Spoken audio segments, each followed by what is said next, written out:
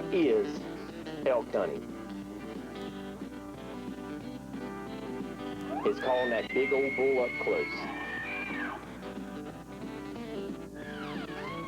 It's hunting with your buddy.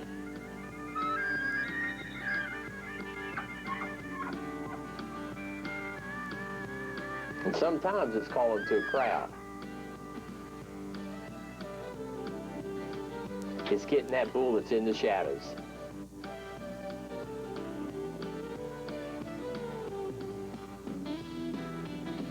Sometimes it's that old bull that's in the thick brush and you'll wonder if you'll ever get a shot.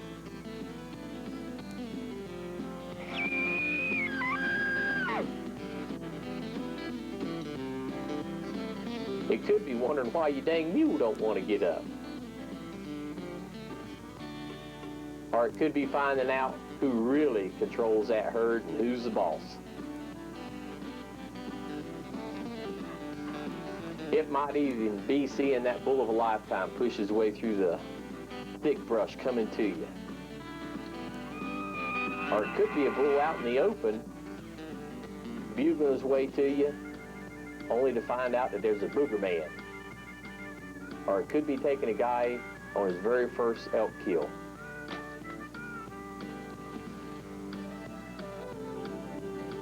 It might be seeing that great big bull out in the opening, calling him to you, but knowing you'll probably never have a shot at him. Elk hunting's one thing, elk calling that's another. Aggressive elk calling, that's something entirely different. I'm Wayne Carlton, and on this video we're going to show you where the fighting cow call actually came from, how effective it can be on calling big bulls, and how to use the calls. And we're going to show you what aggression and elk calling is all about. This is 4 years of hunting. It should be good. Get ready.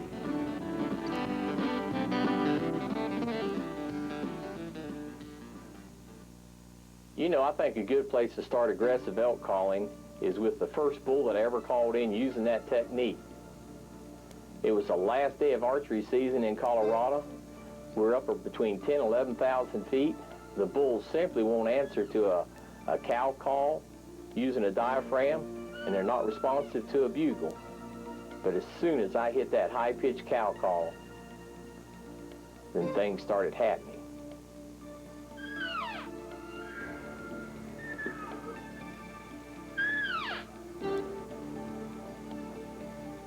Before I started using that call, you couldn't get an elk to bugle. For 2.5 hours, you couldn't get an elk to bugle.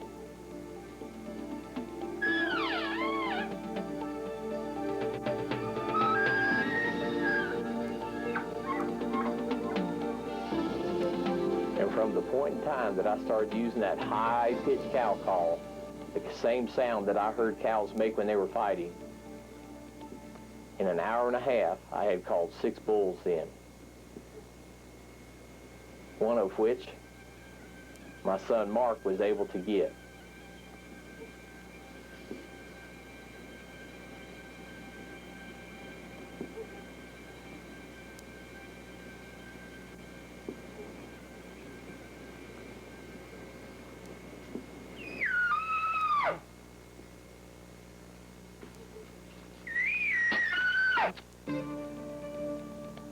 You know, when you hear cows call and they're out in the woods and they're just trying to find one another, or they're trying to look for you, that communication is different.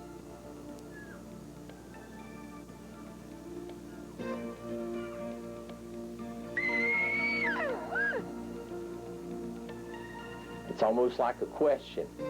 But when cows fight and they paw at each other and they make those cow calls at that point in time, then it's a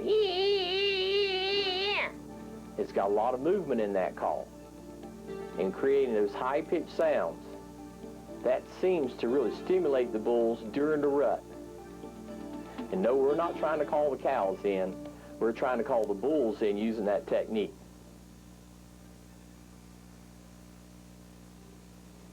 And once you learn how to use the timing,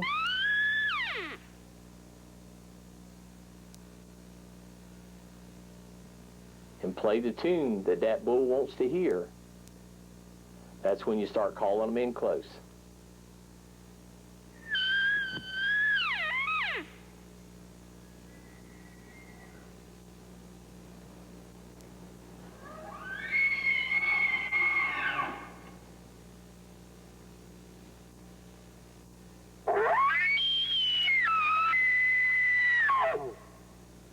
I used a lot of different sounds on one bull, sometimes 3 or 4 different sounds. I want to do whatever it takes to make those elk get close.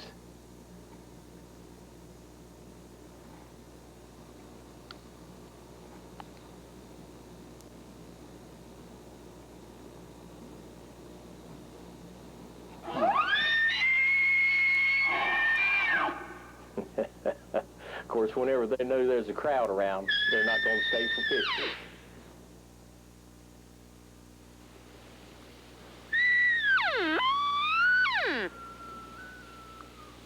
Now, if you've never been out in the woods, and if you've never tried these high-pitched calls, it's going to be hard for you to believe that they really work the way they do.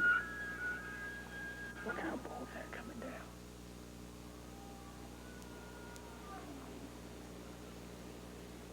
But there's a lot of elk in this canyon.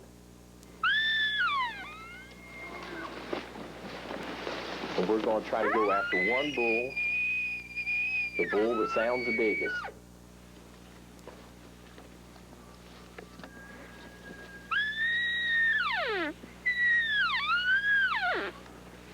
And the best technique that I have found is if there's a bull bugling and he sounds like the one that you want, then you go to him and you pass up everything else that comes to you. Using the techniques that I'm talking about, it's real easy to call in the satellite bulls because they're lonesome, they want in on the action, but it's a little harder to get the big bulls in. So when you want to get that big bull, you have to pass up the smaller bulls.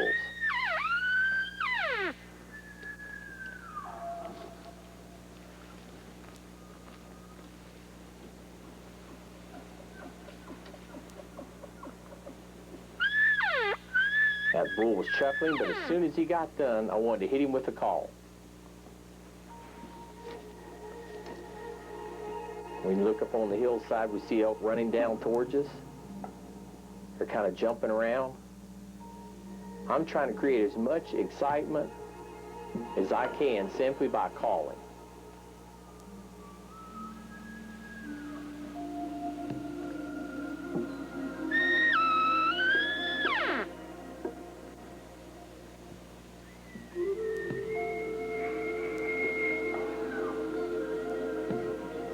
There's a lot of bulls in this canyon, so what you have to do is pay attention to the one you're calling to, but also be aware of what may be coming in without saying anything. Quite often when you're using this high-pitched cow calling technique, and when you're creating as much excitement as I'm trying to create, then the cows will come, sometimes before the bulls, sometimes they all come together.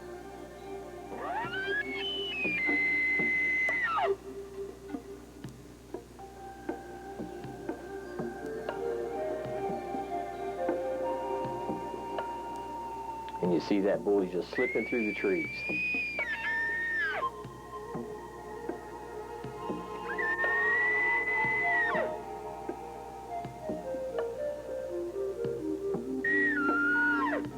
Now, even though that's a pretty nice looking bull, he's not the herd bull. He's one of the satellite bulls.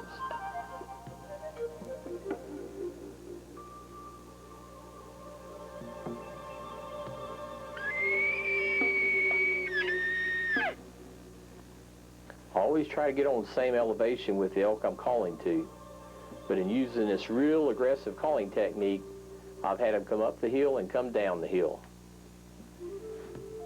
And as you can see,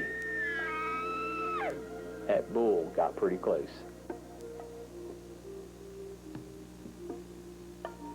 And he's getting a little closer.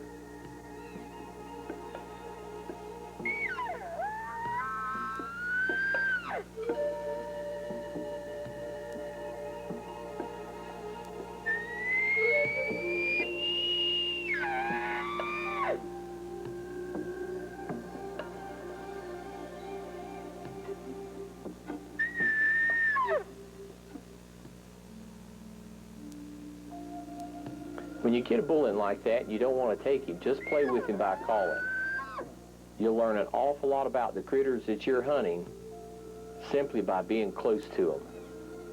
When you're calling, that's a good way to be close. With all the bulls job bugling. I didn't want to take that small one. I may be sorry later. But right now we're going to go try for a bigger one. Well, there's some good hunting over here at Colorado Trophies, I can guarantee you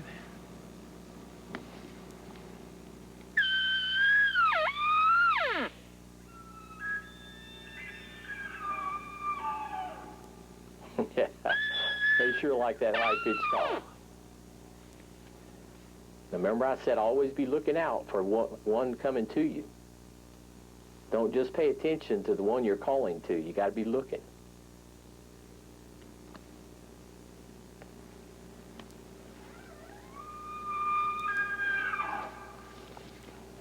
This bull's getting closer and closer, so we're just going to have to sit down right where we're at. He's not very far away.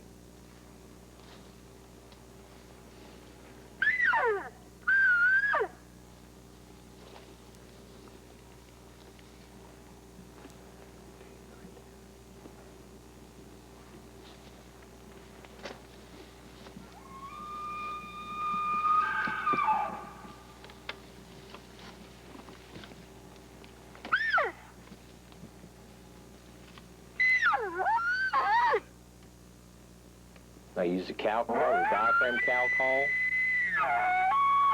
And now I'm bugling.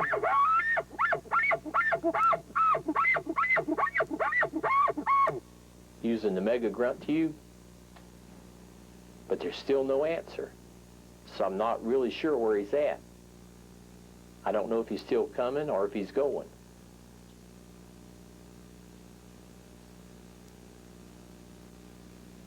So you try this high-pitched cow call.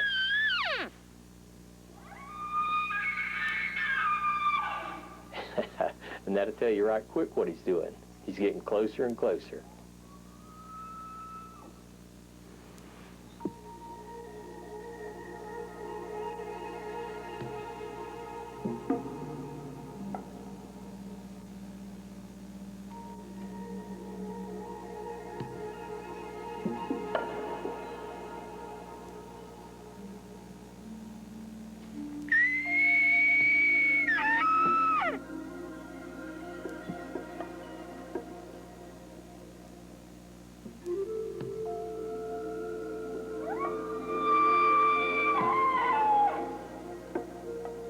Again, he's a nice bull, but he's not the one we're after, so I'm just kind of playing with him. And unless you've been out in the woods, it's hard to believe the reaction of those elk to that call. And even when you're there, sometimes you still can't believe it. Well, let's go down to northern New Mexico. And this is in September. And we're actually trying to call a bear in, but we see the elk up on a ridge, and I start calling. Again, using those high-pitched calls. And the elk start coming.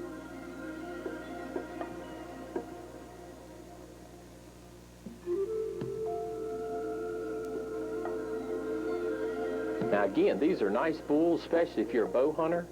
These are real nice bulls. But if you're after that great big herd bull, these are the kind of bulls you have to pass up.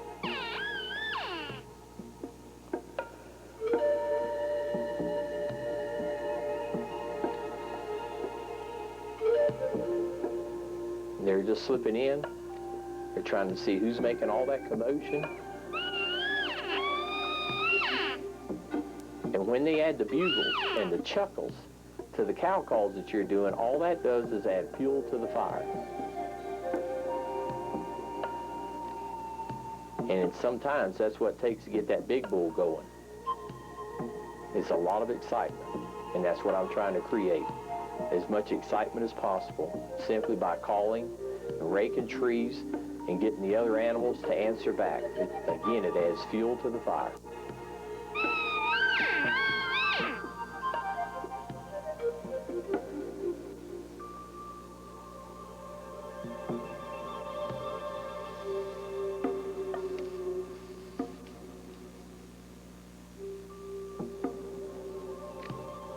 And they'll sure pinpoint you whenever you keep calling.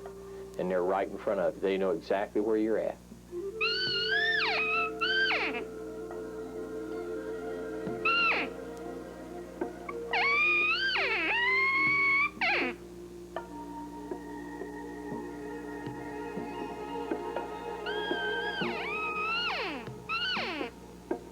Anything that you can do in calling, using this aggressive type call, to make the bulls get like that, your chances increase in getting that animal in.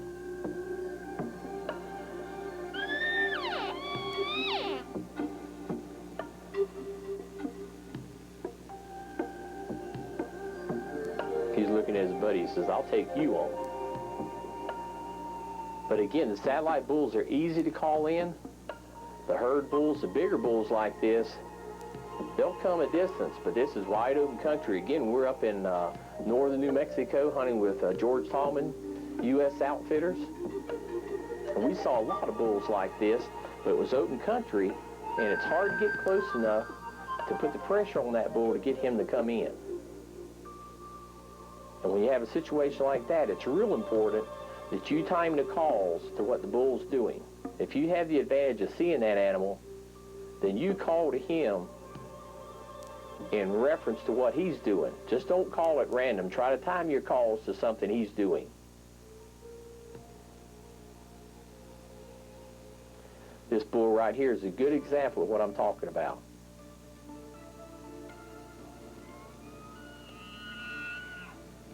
We snuck up on that bull. Got about, I'd say 150, 200 yards. Let him bugle on his own. And while he bugled, I just hit him with that high-pitched call. Now just watch and you'll see how I call and how the bull responds as he comes in.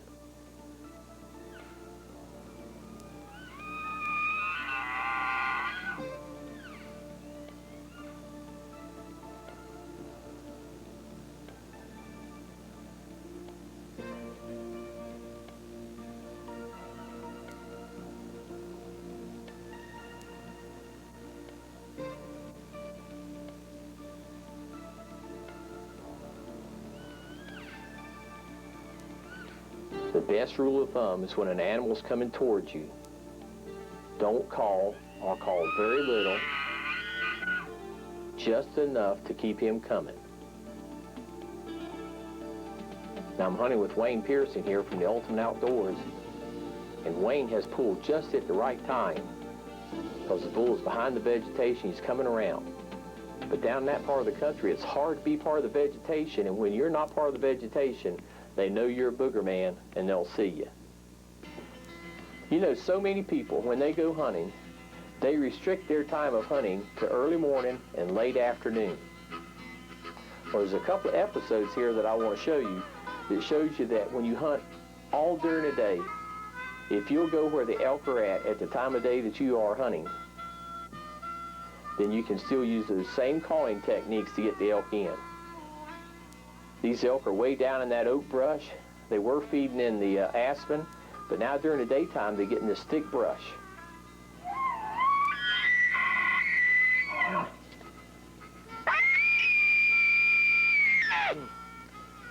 And that thick brush, if you want to hunt elk during the day, that's where you got to get.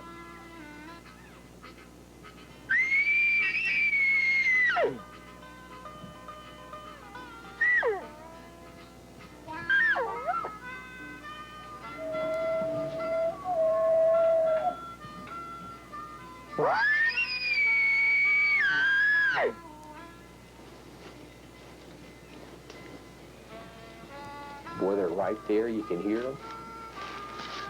The limbs are breaking. And they're right on top of us. But again, it's thick brush, so that's where the calling really pays off, is you have to use those calls to make a shot for yourself. Because if you get quiet, when they get that close, that's when everything dies down. You don't get a shot.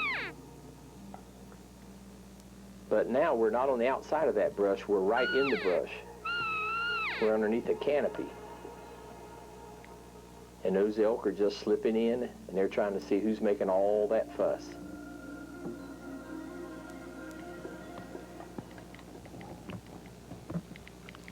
That one just wasn't big enough. Can you folks believe all the elk that is in this country? And there's more coming.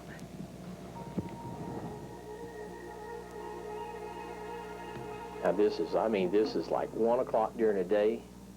It's hot. The sun is real bright. You can see that from looking at the foliage. But you just slip through that stuff, and finally that bull's going to slip back to you. In other words, you created enough excitement that you got him up out of his bed, and he's going to come and see what's going on.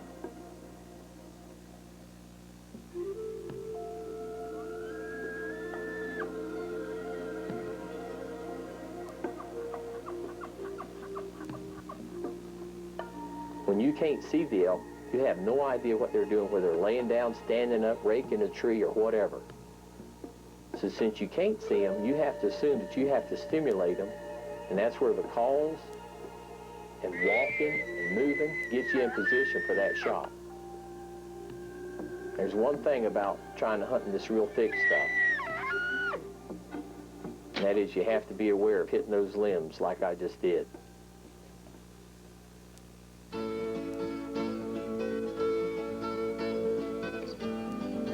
Cows make a lot of different sounds, and if you can learn to imitate those sounds, and if you can create the reaction that you want to create at the time you're trying to call, well then that's when you start calling some good bulls in. For instance, a generic cow call, one that you hear a lot of, is something like this.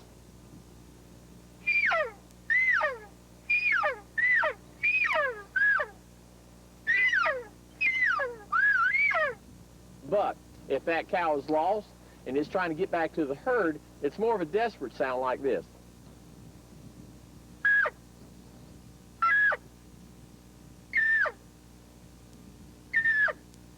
But now you take those same cow sounds and put some movement in them, like where the cows are fighting with each other. That's what I'm finding out is really effective in calling bulls in. Now if you're using a diaphragm, it's like this.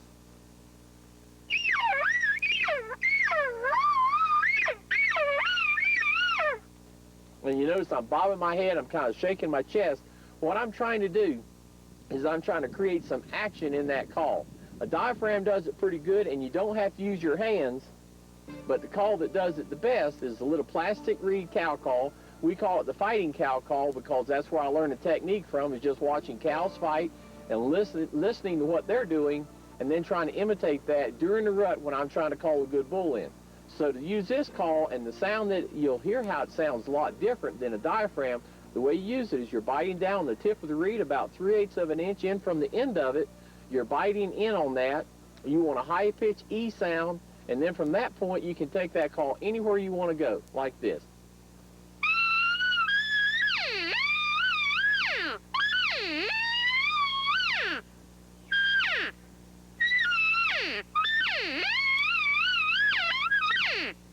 Now, I'm sure you haven't probably tried that out in the woods. It's hard to get across to people, hey, this really works, but I hope by the scenes that you've seen in this video that it does show you that it does work. It's a call that you have to practice. It's not something you're just going to pick up and do it, but again, let me show you. Okay, what I want you to do is to bite right at the tip of this, about 3/8 of an inch from the end of it. Put your teeth right across there, and you press down. And then as you blow the air through it, you'll get that high-pitched sound. If you don't get a sound, you're pressing too hard. So start backing off until you get that high-pitched E sound. After that, you can take that call and you can lighten up on the reed, take a little pressure off of it, and get that real nasal quality, that sort of thing. Again, putting it in your mouth, this is the way it's going to sound.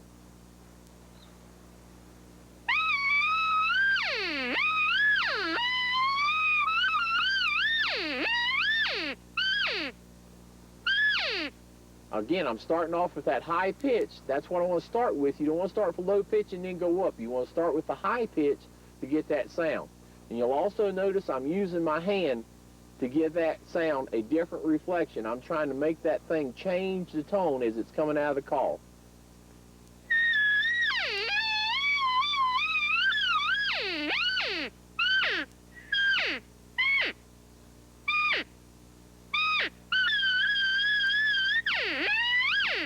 And put some life in the call, put some action in it, and that's when you start getting the action from the bulls.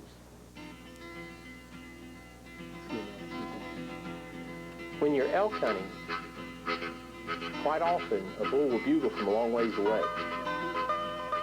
And at that point in time, what I try to do is use my binoculars to see which direction the wind is blowing to where I think the elk's at. In other words, you get fooled. Sometimes the wind's blowing in one direction where you're at, but then when you get to where the elk is at, the wind's blowing just the opposite, and that will really mess your hunt up in a hurry. So I try to be patient enough. I try to look at the vegetation to see what the wind's doing, realizing that it can change at any time, but I'm really trying to play that wind. Now, the closer I get to where I think the elk are at, the more I slow down.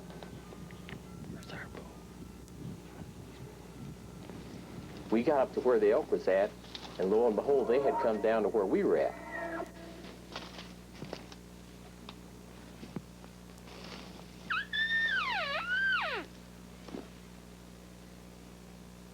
Again, now we're hunting that thick oak brush. We've got aspen trees around us, and we got black timber.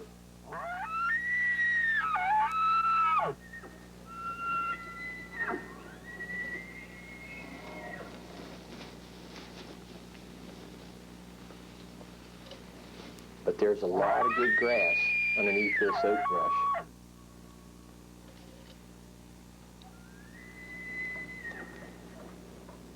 It's late in the afternoon. Now hear that? That's glunking. Whenever elk are glunking, usually his cow's right with them.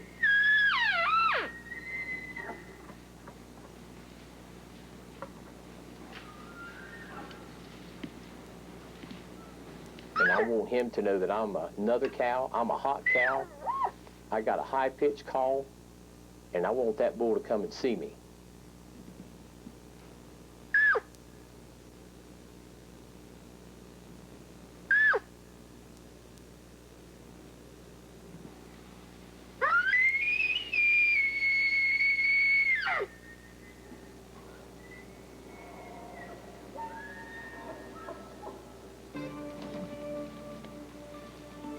Bull actually came in 3 times. But I couldn't get a shot, not until now. And when you're hunting thick cover like this, you have to pick the place that you're going to take your shot.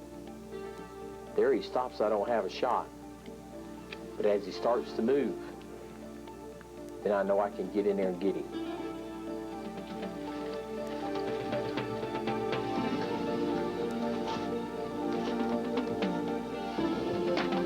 At 15 yards, it doesn't take long for that arrow to get there. Now you notice we're bugling as soon as I shoot the elk. If you'll bugle or do a real high-pitched cow call as soon as you shoot, quite often those elk will quit running, and it'll calm them down. It saves a long tracking job at times. Looked like a good hit. Looks like it right where it's supposed to go. Yeah, watch him come right up there. Not yet. How big? How big?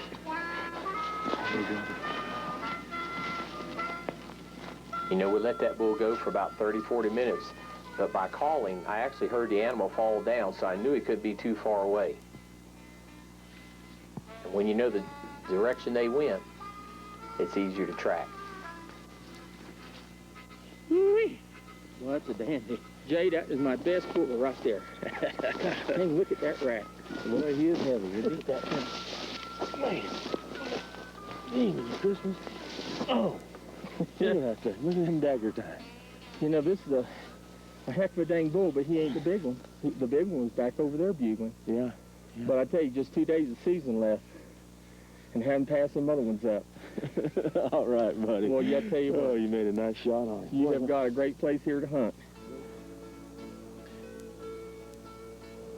In addition to the fighting cow calls, some calls that we've come up with over the last couple of years is that what we call our Pro Slim. We've taken half the thickness of the frame out, which means that diaphragm is more comfortable up in the roof of your mouth, plus the latex is laying flat against your tongue, so you don't have to push your tongue past the frame to get on the latex to make this thing whistle. Now when you're doing that, it's a lot more comfortable, it's a little easier to blow.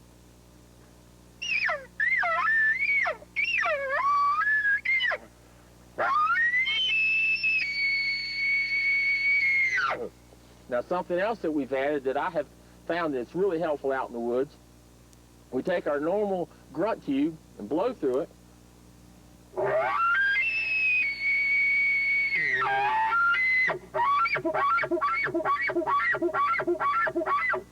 Makes a pretty good sounding bugle, but just add this megaphone to the end of it. It just slips right inside the grunt tube.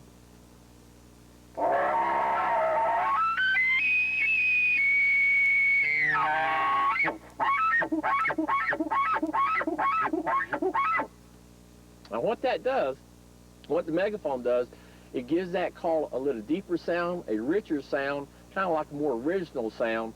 So when you're working a big bull, sometimes that's what they want to hear. They don't want to hear that satellite bull. They're trying to hear a big bull. Now, a trick that I've learned in using this call, instead of blowing through this end when the bull starts coming in and you're trying to make him think you're somewhere else, just turn that sucker around and blow through the big end.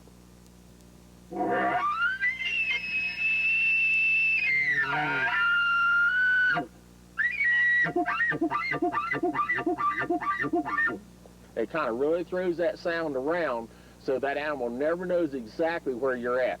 Just kind of a little tip, something you learn out in the woods. You know, all the calling that you can learn how to do, it really won't help you if the vegetation isn't right, if the terrain isn't right for what you're trying to do. In this particular case, even though we can see the elk through the trees, there's about 4 bulls in here, but we can't get close enough to any of them suckers to get them in. They all got cows. This is about the first week of archery season in Colorado. If we could just get close enough to put pressure on them, we'd have a better chance, but doing it like this is real difficult. What we can do is keep trying. it's one of those deals. The elk's there. You know it's going to be hard to get him, but you keep trying and hoping maybe you'll get lucky.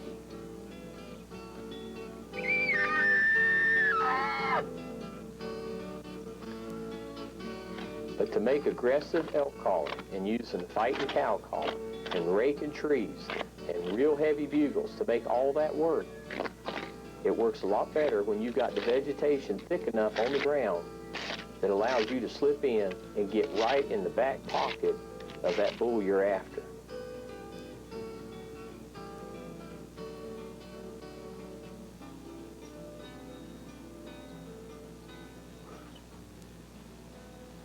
You know, it's something to see a great big old bull that's about 200 yards away,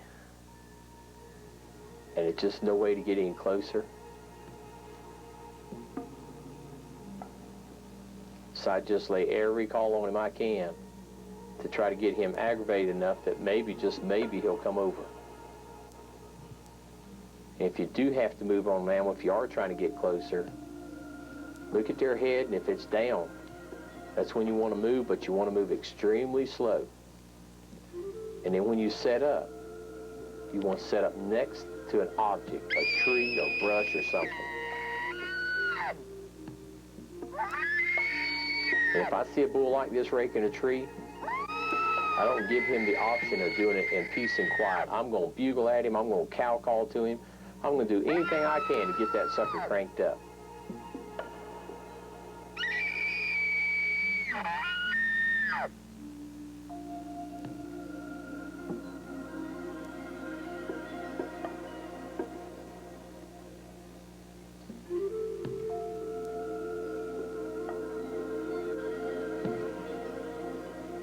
As you can see, this is a good bull. But he's still too far away to do any good.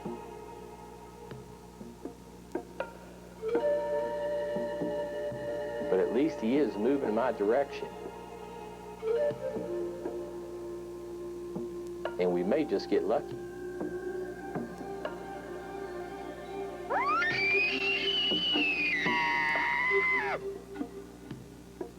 There's only one problem when you're trying to do all this calling with aggressive style. Sometimes the little guys want to come in and watch what's going on. And when they point you like a bird dog, and that big bull walks in behind them, you can forget it. You're not going to get that bull.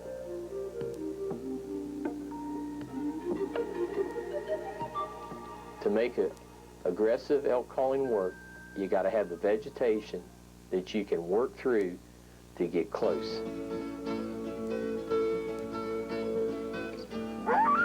And this country here is about as thick as you want to get. We got black timber on the hillside, oak brush in the bottom, and a bull that only bugles once or twice. But see, it's really thick here, so we can kind of move our way around, pick our way.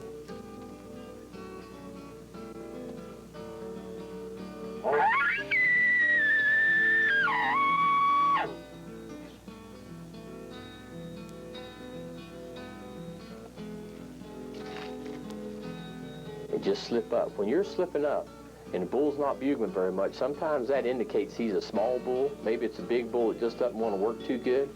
But you really have to be careful when you got a bull going like that he doesn't walk to you while you're walking to him. So even though you're walking down these trails, you really have to use your stalking skills to slip in there and do it quietly. Don't make a lot of noise. And try to spot that bull before he spots you.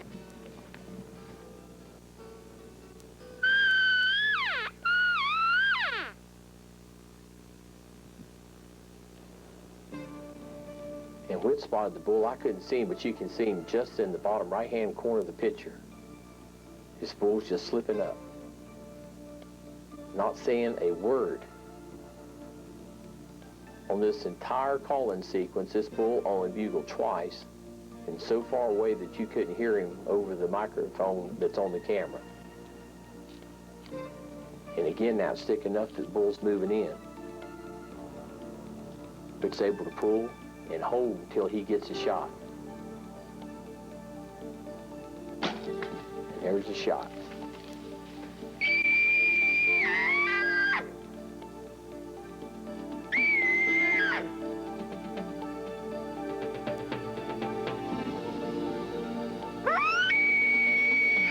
Looks to me like he made a perfect hit. But after waiting about 30 minutes, and again, we heard the bull go down. He went down not too far from where he was shot. But we probably waited between 30 and 45 minutes because we didn't want to take a chance. But you can see down through that vegetation, this is a deep canyon. And we don't want that bull to get up and to go. We want him to stay right where he's at.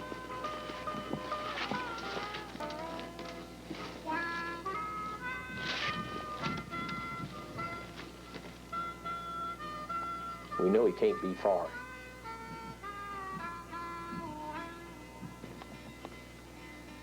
There he is. I could just see his antlers. And Whit's just a little bit lower in the vegetation. He couldn't see it.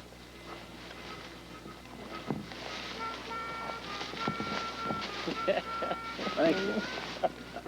Right, Dave. That's right.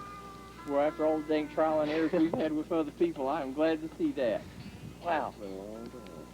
He came up fast. He didn't bugle very much, did he? Just No. twice? 2 or 3 times.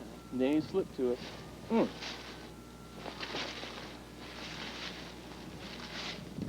First bull.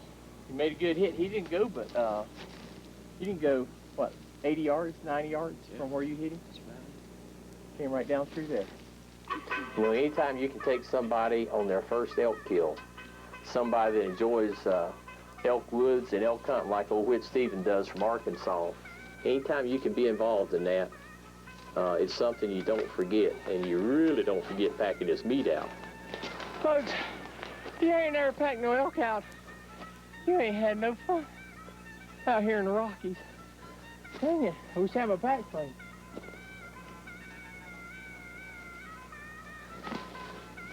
Of course, I try to give Whit the biggest piece since he's younger than I am. I wish I had the strength I had 20 years ago. But you know, I ain't been no place elk hunting. It was easy. It was easy. I mean, they're big, they're heavy, and I don't care where you kill them at, you still got to pick them puppies up and put them somewhere. But this is a lot easier than what it could have been down one of them canyons. If we was down the canyon, we'd have We'd to have go wounded him, he'd have gone. Oh, that's why I didn't want to see him get up and go. So he went down, and you hit him right where he's supposed to. Sucker went down within 100 yards, and we didn't have to train. We walked right to him, you know. But if he went down that canyon, if you made a bad hit, or if we started chasing him, he went down there, we'd be going back to get the mules.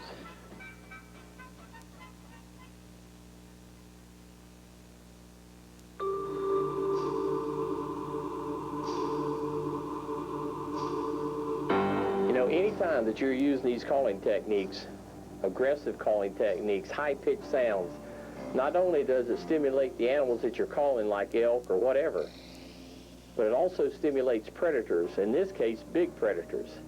So when you're out trying to create all this excitement, beware that mountain lion may be coming in, or bears could be coming in. Animals that are big enough predators, if they come in, they can do you some harm. But again, you're creating a lot of excitement in the woods, so be ready for anything.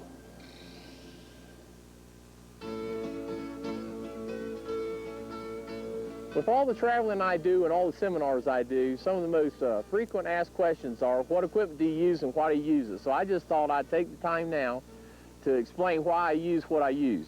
To start with, I use a caliper release from Scott. And the reason I went to a release, I used to shoot fingers, the reason I went to a release, simply this. You have a consistent shot time after time, no matter whether you're cold or hot. Now the bow I use is a Jennings, a Speed Star, just came out in '95. The reason I like this, when you're in a hunting situation, sometimes you get all excited and you kind of hold the bow a little bit too tight.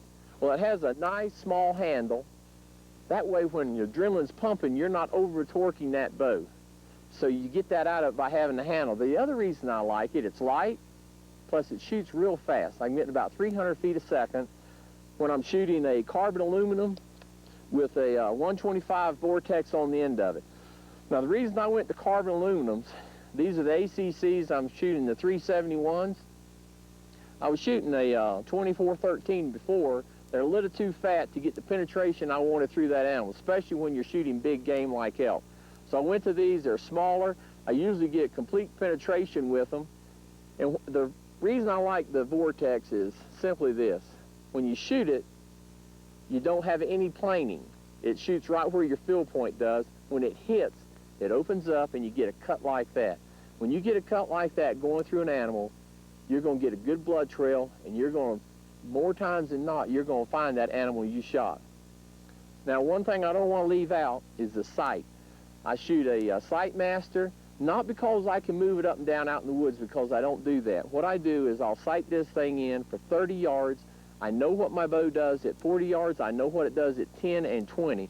I sight it in for 30, and I allow for the different distances. I don't want to have to worry about multi-pins when that animal comes in. I want to concentrate on the animal where I want to shoot him, and I don't want to have to worry about a bunch of pins sticking out there in front of me. That's why I use a one-pin setup. Some of the things I use, the reason I use them is because they work for me out in the woods, and they have for a long time.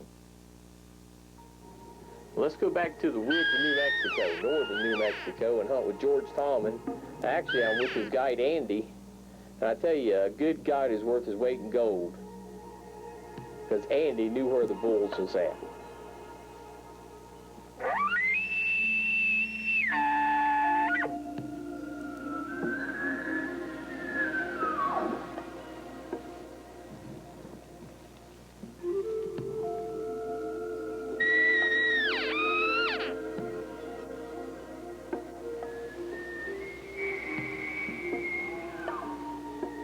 Of course, there's only one problem here. The bulls don't want to come to us. So we've got to take a chance here and try to go to the bulls. So we went out of the thick cover, and now we're going into the open part.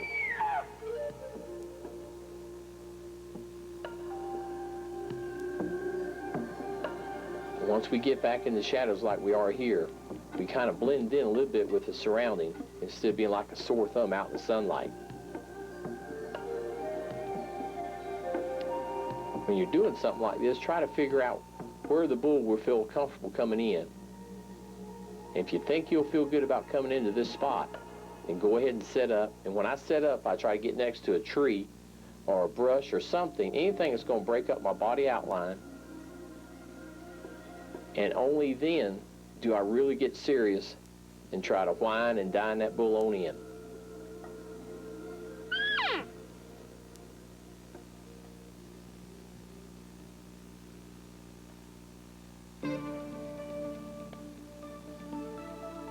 One of the things that I have noticed is that when a bull starts getting close, he gets quieter and quieter.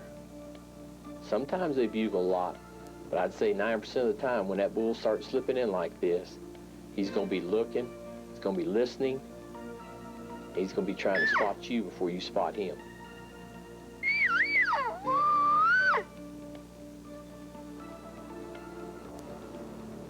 Now, if you set up, then you get to watch him come instead of him watching you come.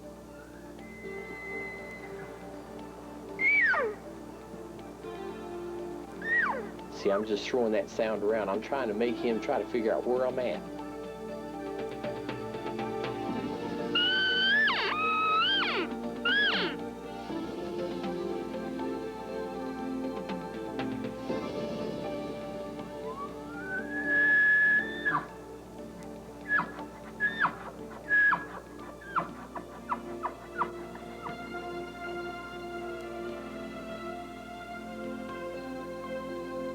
See, we got this open country, and I can't get any closer to him. So I'm just trying to do enough calling to try to get that bull to come on in and give me a shot. Actually, he's not too far away, but every time he stops, there's always a tree in the way.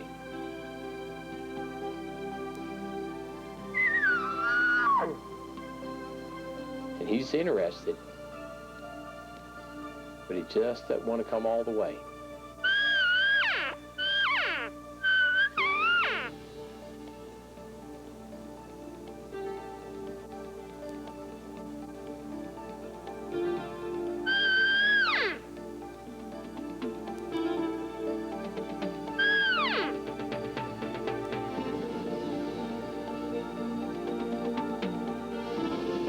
Like one of those hide and seek deals. I'm going to hide from you and look for you.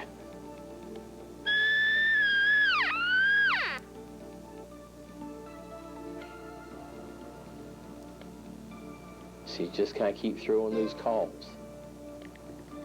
First he was to our right, now he's going to our left. If you look at that grass, that's the way the wind's blowing. He's probably going to try to come around and get my wind.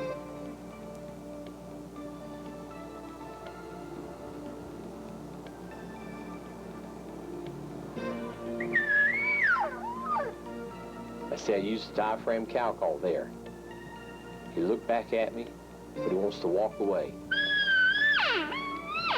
And see what that high pitch does? He's much more reactive to that.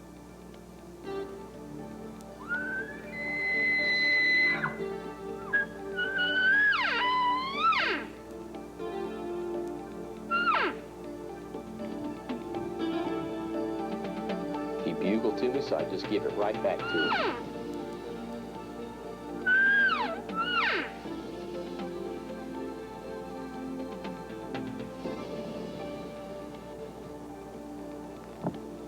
He's still just easing off to our left. I still don't have a shot. So the only option you got is to keep calling.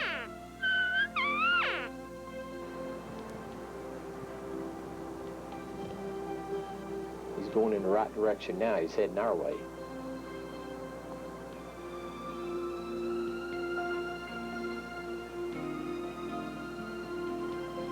Just so you know, when you're looking at this, we've shortened this up by a bunch. We actually had almost 14 minutes of video footage of this elk coming in, going out, coming in and going out, until finally he came close enough that I could get a shot.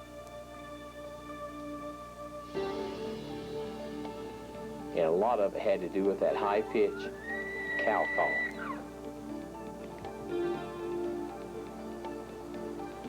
I need for him to take about one more step.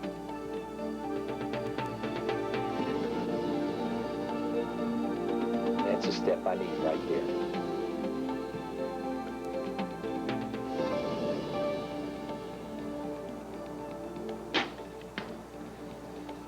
That's 42 yards. That's about the furthest I'll shoot an elk. Open country, but I had a good shot. Nothing between me and the bull. It looks like I made a pretty good hit on it. Can you see it? Yeah, it looks like a good hit. I almost thought it went over him, but it may have just been the arc of the arrow. Yeah, no, it looks like you got him. Look like a good hit. Just wait. Keep him a while. Don't go check it out. I tell you, there's some other bulls bugling. Yeah. You know, but I messed up on that big one this morning. I missed him. And this one was so close. Yeah, this one came You right know, in. he was closer over there, but it had trees in the way. And then when he came back over here trying to get her wind, Yeah, you see the it was just nothing circle between over us. there? Yeah. And when we first started trailing him, there was hardly any blood. Then about 30 yards, it started to be quite a bit. And from that point on, it was almost a solid trail.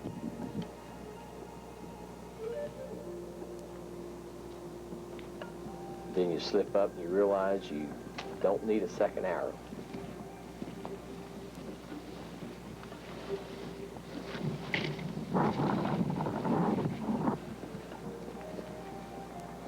It's good country, open country. You get to see them. Boy, that was some good calling you did back there, Wayne. He's been raking in trees. Yeah. Look at that. Big time. But you know, that's the difference. It takes more than one fishing plug. Sometimes call an elk in. You know, because when you go fishing, you take more than one plug. That's right. And I tried that diaphragm on him, and it did okay, but he started leaving, and every time I hit that cow call, that plastic reed, here he comes. Yeah, I saw that. I saw that he turned around and came right back to us. Anytime you think that the bull is herding the cows up and running them off, or you can't make them come back to you, usually it's that dominant cow. She doesn't want to hear what you got to say, or she spotted you and she's taking off and everybody's going with her. And you get them to bugle to you, you can get them kind of look around, but it's hard to get them back. But other than that, I think the biggest thing that keeps people from getting that animal, especially when you're elk hunting, is the persistence and the determination to go down in that canyon, to go to that next hill, to go up to that ridge, and to know they're on the other side. A lot of folks, when they're out there hunting, they just give up right during the middle of the hunt.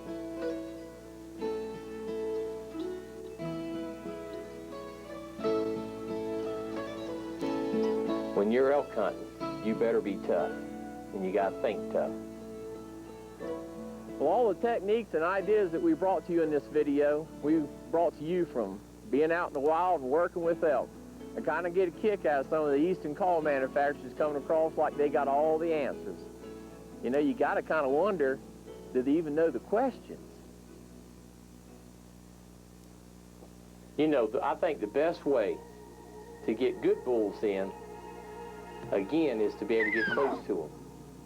This bull was right over a hill, so we just slipped up as close as we could get and started doing those calls. And here he comes.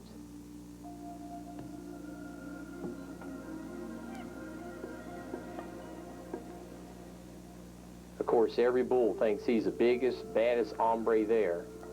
And when they come in, they take it out on some poor little old pine tree that wasn't bothering anybody. But if you're a hunter and you don't have that shot, you could take a side step and get a shot, or you could do some calls away from the bull, make him think you're somewhere else, and get him to come even closer.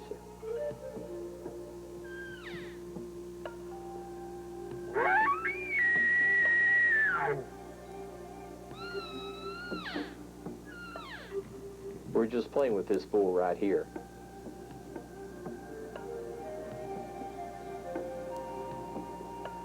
I've learned one thing about elk hunting, though. When you're close enough to see slobber dripping out of their mouth, they're close enough to shoot, because they ain't going to stay there forever. You better get her done.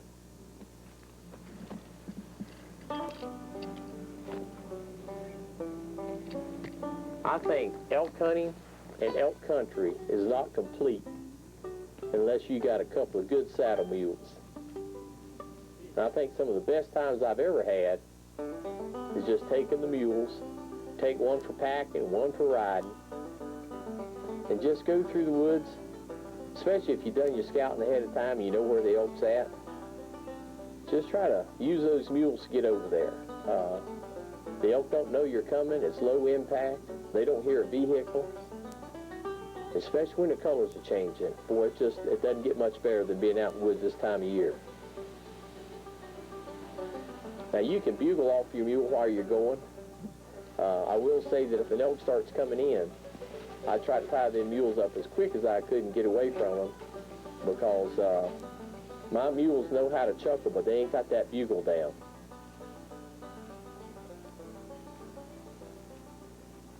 So what I like to do is try to get close to the area I want to hunt, and get in there and tie them up, and then slip over to the part of the country that you're trying to call that elk in. On this particular bull, I think I was on him about 3 or 4 times. But when he came in the first time, the cows messed us up. And then I tried to get closer to him, and I never could get close enough to get a shot, and had actually given up. I was going back to the mules, and I heard him bugle.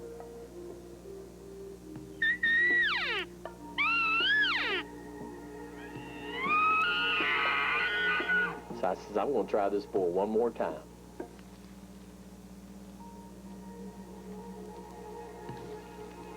And again, we're hunting some pretty thick country, but where I live in Colorado, sometimes that's where the good bulls are at. So that's where I'm at.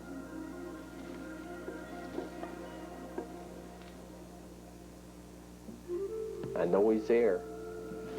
I can hear the limbs cracking, then all of a sudden I see his antlers.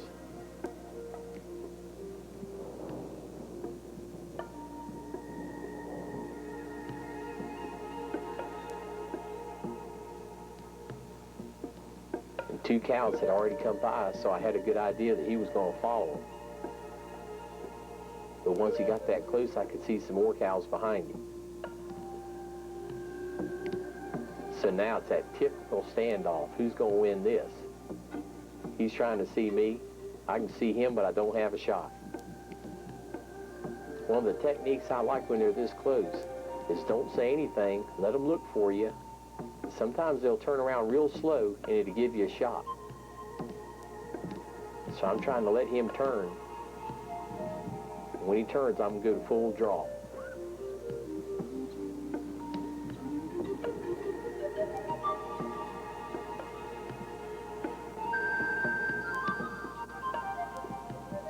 I really have to be careful about what I'm shooting through here so I don't hit something. And as he turns, the only problem is he turns too fast, and I couldn't get a good line on him to see where I wanted to shoot. But if you know how to use a diaphragm call and bugle, then you have a second opportunity.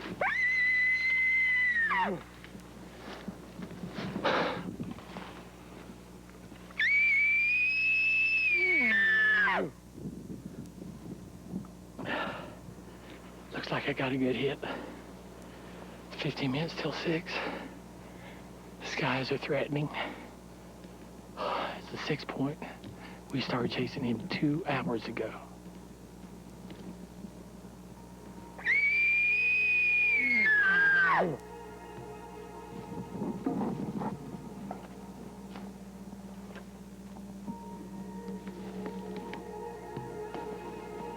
So anytime you got a blood trail like this, it's good.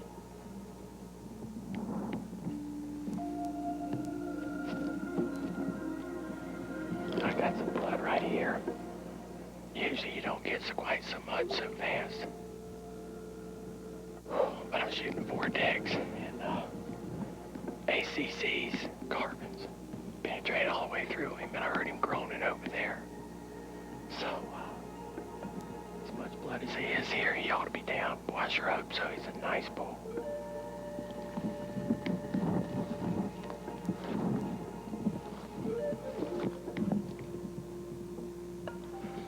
There he is, laying right over there. I'm gonna slip up, make sure that he's dead. I don't want him to get up and run off. Well, if you've ever done much hunting at all, whenever you see that animal, and you know that he's down, there's a good chance he ain't gonna get up and run off. You could say the pressure's off.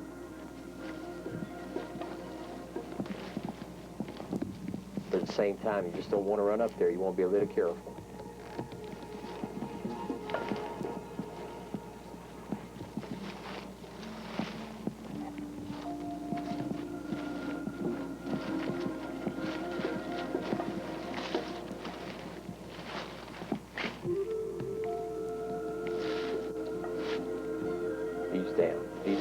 good.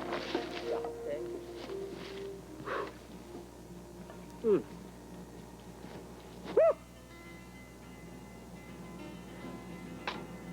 Worked that sucker for 2 or 3 hours.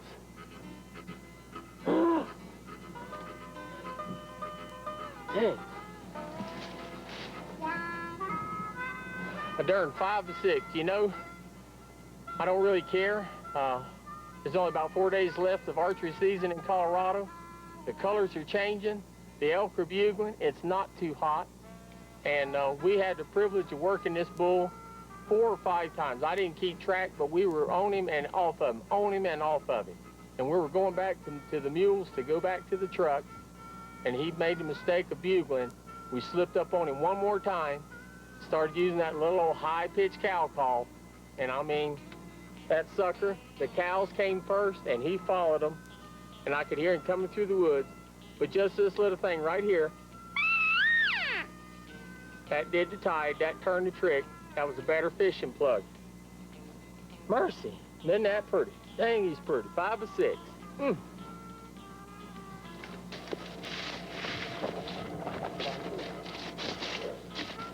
Well, folks, I hope you enjoyed it. This has been one heck of a hunt. We'll catch you next time. Good, Gene. Come on, Tom. Elk hunting just got a little more exciting with the aggressive elk calls. Be sure to learn how to use that fighting cow call. Until next time, this is Wayne Carlton. For more information on Wayne calls or our videos, call 1-800-356-9692. If you love elk and elk hunting and elk habitat as much as I do, you can do your part to protect that by joining the Rocky Mountain Elk Foundation. Call 1-800-CALL-ELK.